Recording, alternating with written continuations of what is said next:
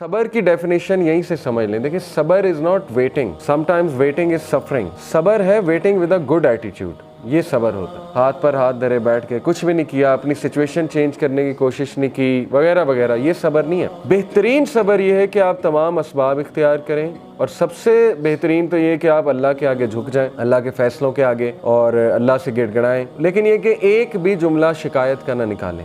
یہ اصل میں صبرن جمیلہ ہے, دا بیوٹیفل پیشنس. حضرت مریم کی سٹوری دیکھیں, ان کے منہ سے ایسے الفاظ نکل گئے, یعنی وہ اتنی زیادہ پین میں تھیں. حضرت یعقوب, انہوں نے ایک بھی موقع نہیں ہے قرآن میں, ایک آپ کو ان کے ایک سینٹینس بھی نہیں ملے گا جہاں انہوں نے کوئی ایسا جملہ کہا ہو کہ انہیں اللہ سے شکایت. حضرت یعقوب کا ٹیسٹ جو تھا نا, وہ اولاد سے ریلیٹڈ تھا. اولاد کی آپس میں نہیں بنی, اولاد کی کا آپس میں حسد پیدا ہو گیا, تو ہر ٹائم وہ یہی مینیج کر رہے ہوں گے. How good a father he was, کہ انہوں نے اس کو مینیج کیا پراپر. لیکن یہ کہ بچوں نے ظلم کیا, ان کے بچوں نے, 11 جو بیٹے تھے. اسی طرح حضرت یوسف کا ٹیسٹ کیا تھا؟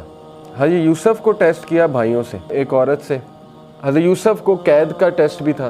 تو حضرت یوسف کو بھی طرح طرح اللہ نے ٹیسٹ کیا. لیکن again at the end of the day آپ دیکھیں کہ آج ان کا ایک مقام ہے. حضرت نوح کا بیٹا ہدایت پہ نہیں تھا, کافروں میں سے تھا, پیچھے رہ جانے والوں میں سے تھا, ڈوب گیا.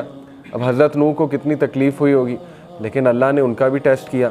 حضرت لوط کو ٹیسٹ کیا بیوی سے. حضرت ایوب کی مثال ہے, بیماری سے آزمایا, اور وہ کوئی چھوٹی بیماری نہیں تھی, 15-20 سال کی بیماری تھی.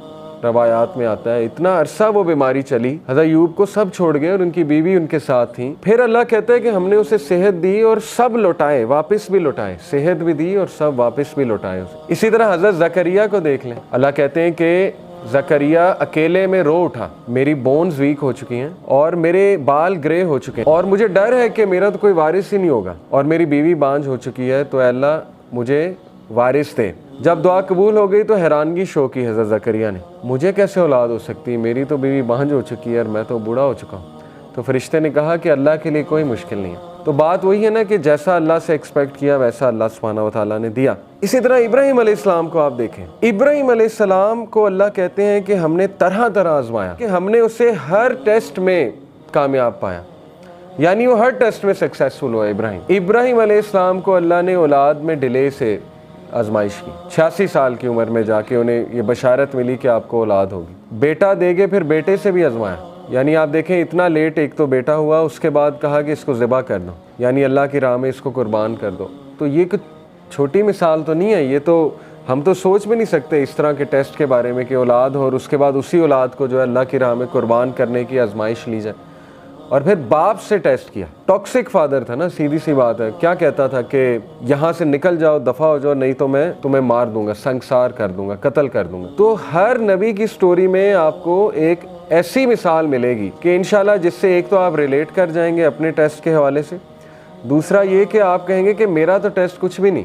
انبیاء کو تو کس لیول پہ اس کا پیرامیٹر کیا تھا اس ٹیسٹ کا, وہ تو ہم سوچ بھی نہیں سکتے. آپ سوچیں کہ اللہ نے انبیاء کو رشتوں سے بھی ٹیسٹ کیا, سچویشن سے بھی ٹیسٹ کیا, لوگوں سے بھی ٹیسٹ کیا, لیکن سورہ انبیاء میں اللہ نے سب کے بارے میں فرمایا کل من الصابرین, all of them were Sabireen, all of them were patient.